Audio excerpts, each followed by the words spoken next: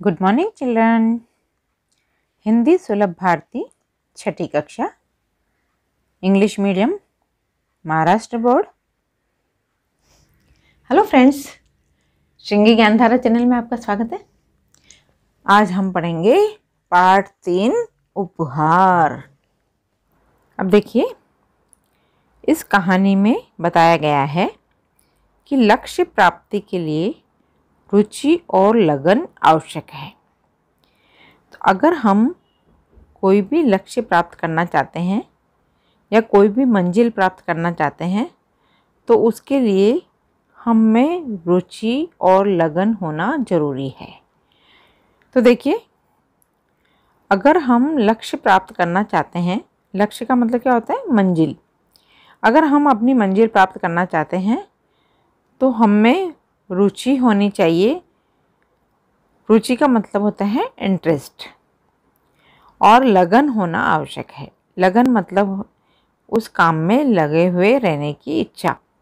एक गांव में ऋत्विक नाम का लड़का रहता था। वह बहुत गरीब था। अब देखिए, लड़के का नाम क्या था? ऋत्विक। और वह कैसा था? गरीब। गरीब का मतलब क्या होता है? जिसके पास पैसा नहीं होता है ना, वो गरीब होता है। गांव के पास पुस्तक मेला लगा था। अब देखो, गांव के पास में क्या लगा था? पुस्तक मेला। पुस्तक का मतलब क्या होता है? बुक्स। बुक्स का मेला लगा हुआ था। उसने माँ से कहा, मैं भी मेला देखने जाऊंगा।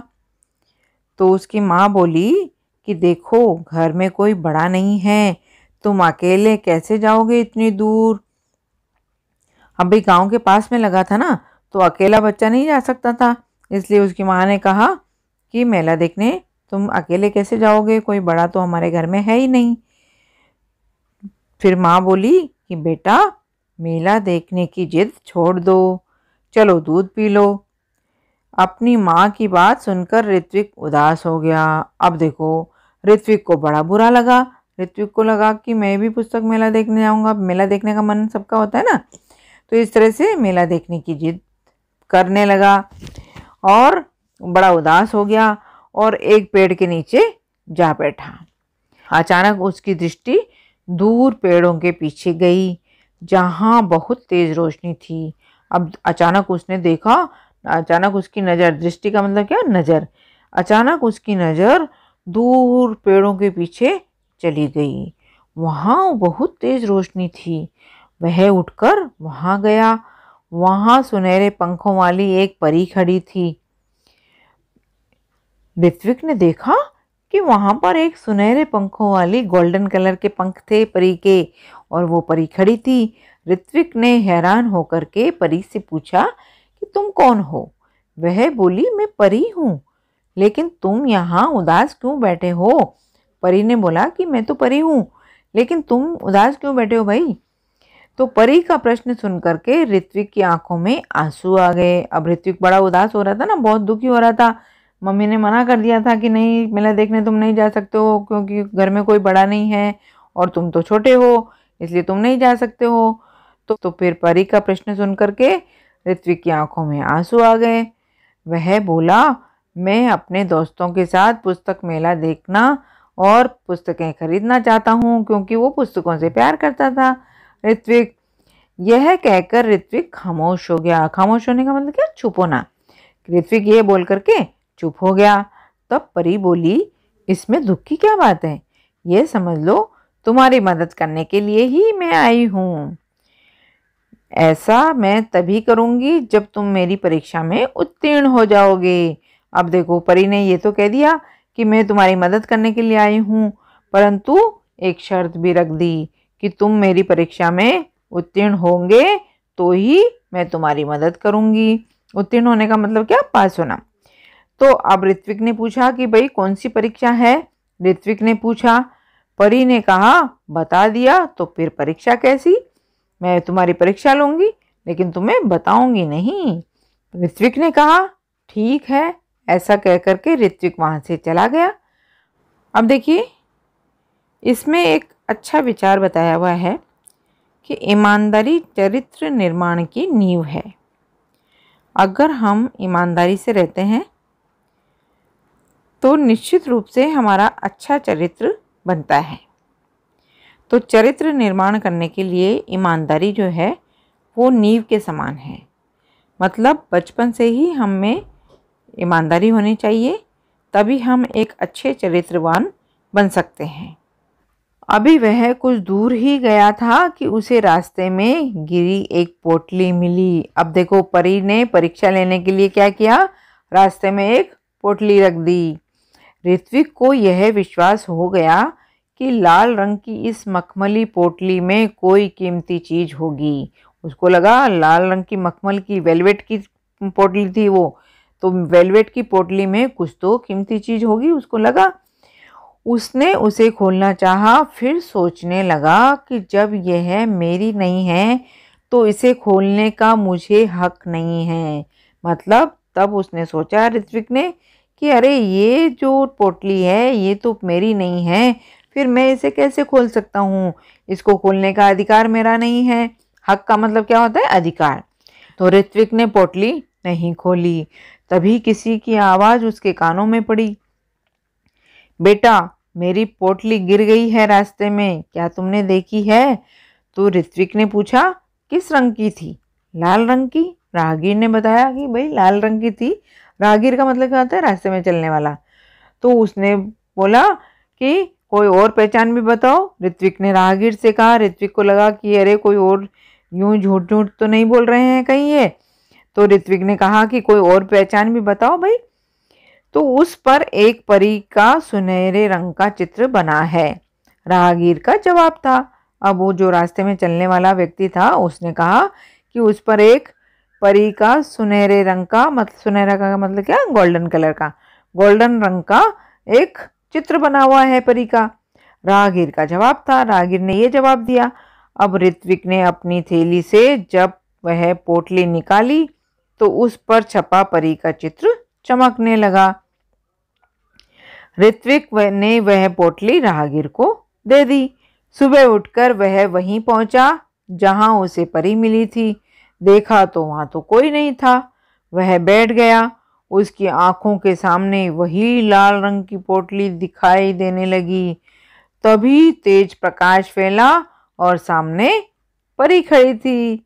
अब परी के दोनों हाथ पीछे थे। परी ने पूछा, कैसे हो? ठीक हूँ, ऋत्विक ने जवाब दिया। अब ऋत्विक ने तो कह दिया कि भाई मैं तो बिल्कुल ठीक हूँ। तभी परी ने कहा, आंखें बंद करो, मैं तुम्हें इनाम दूंगी। किस बात का? ऋत्विक ने कहा कि तुम मुझे किस बात का इनाम देना चाहती हो? ऋत्विक ने पूछा।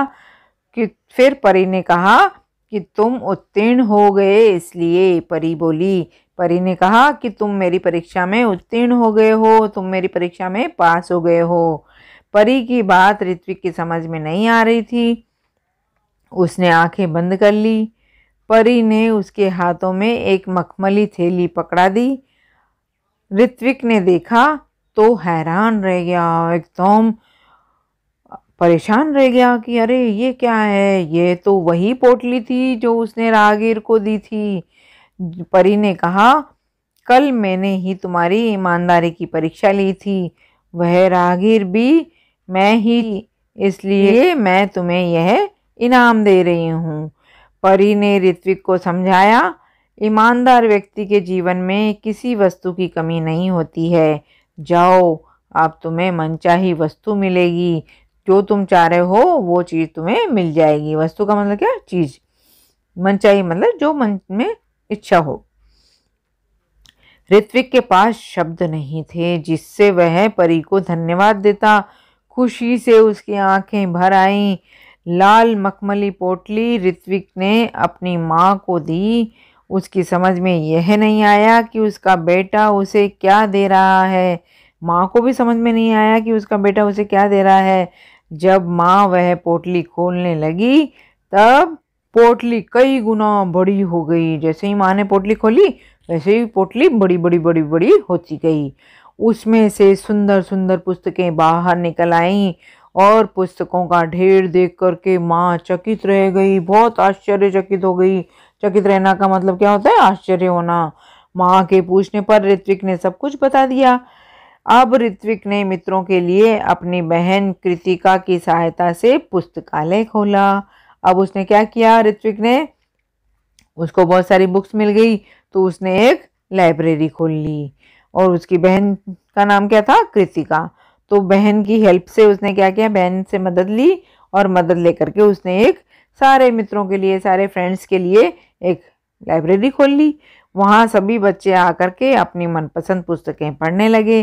तो फिर सारे बच्चे आने लगे और आकर के अपनी मनपसंद पुस्तकें थी वो लेकर के पढ़ने लगे।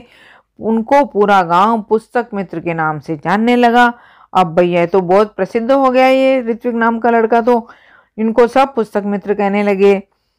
ऋत्विक ने पुस्तकालय को ही अपने जीवन का ध्येय बना लिया। ध्येय बनाने का मतलब क्या होता है, उद्देश्य बना लेना। तो उन ऋत्विक ने पुस्तकालय को ही अपने जीवन का उद्देश्य बना लिया।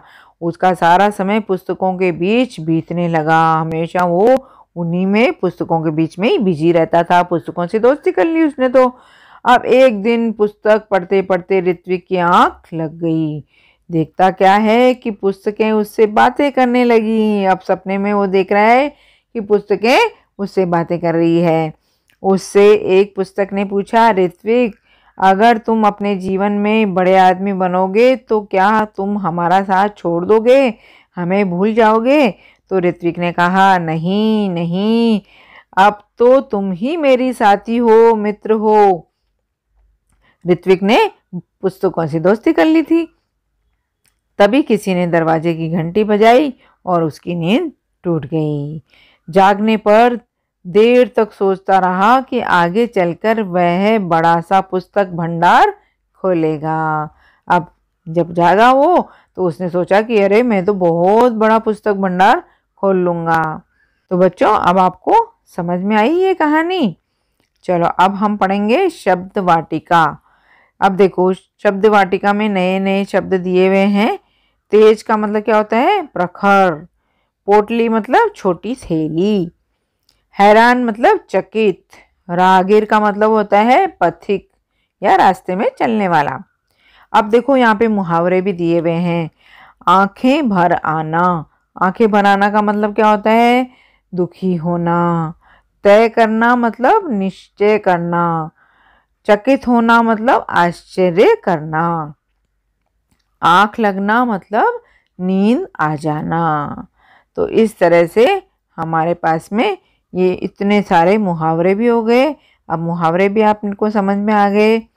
अब देखो, ये मुहावरे जो होते हैं ना, मुहावरे क्यों होते हैं, क्योंकि हम भाषा में चमत्कार लाने की कोशिश करते हैं, भाषा को बहुत ज़्यादा इफ़ेक्टिव बनाने की कोशिश करते हैं, इसलिए हम मुहावरों का प्रयोग करते हैं। तो इस तरह से ये पार्ट अब तुमको अच्छी तरह से समझ में आ गया होगा।